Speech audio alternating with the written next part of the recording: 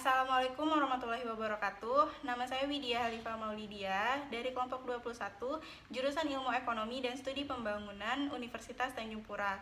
Di video ini saya akan memberikan penjelasan secara singkat mengenai pemikiran klasik dari salah satu ahli ekonomi, yaitu Thomas Robert Malthus, berdasarkan salah satu karyanya yaitu esai yang berjudul Principle of Political Economy yang diterbitkan pada tahun 1820.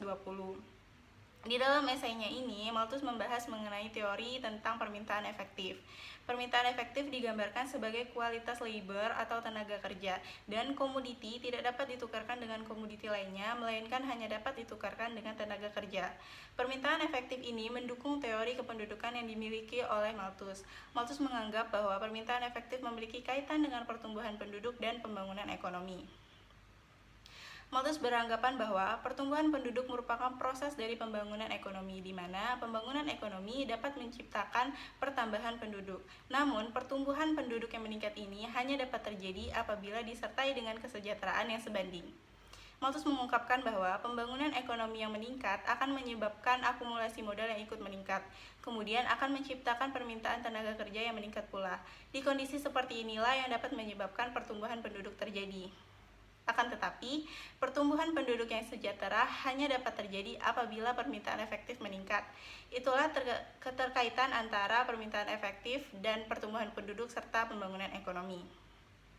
Seperti apa yang dikemukakan oleh Malthus, di mana komoditi tidak dapat ditukarkan dengan komoditi lainnya, melainkan hanya dengan tenaga kerja, dirasa kurang sesuai dengan kondisi seperti saat ini, atau di era modern seperti saat ini. Kenapa? Karena di saat seperti ini sudah banyak sekali komoditi yang bisa dapat ditukarkan dengan komoditi lainnya. Contohnya saja, antar negara bisa menukar komoditi masing-masing di negara tersebut.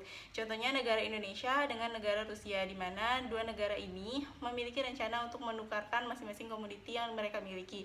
Di mana Indonesia akan menukarkan komoditi berupa hasil perkebunan, salah satu contohnya yaitu kopi, dan akan ditukarkan dengan komoditi milik Rusia yaitu pesawat Sukhoi. Meskipun rencana ini masih belum menentukan atau dapat ditentukan hasil akhirnya, namun bisa dikatakan bahwa komoditi bisa saja ditukarkan dengan komoditi lainnya. Sekian penjelasan dari saya, terima kasih.